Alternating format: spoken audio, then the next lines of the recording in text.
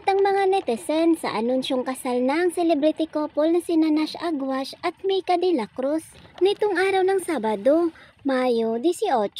Hindi naman maiwasan ng mga netizens na hindi balikan ang alaalang nagsimula bilang child star ang dalawa. Kasama sina Nash at Mika sa Going Bulilit noon. Kasama ni Charlene San Pedro noong politisya na si Angelica de la Cruz. Nagsimula ang pag-iibigan nila Nash at Mika noong 2018. Bukod sa Going Bulilit, magkasama rin sila sa ABS-CBN shows gaya ng Dahil May Isang Ikaw, Tianax, Guns N' Roses at Love You. Kaya naman ang mga single na netizens, naunahan pa raw sila ni Nash at Mika. Na-realize din umano nila na matanda na sila. Nakakaloka, buti pa sila noon, pinapanood ko na sila. Ang tanda ko na pala talaga.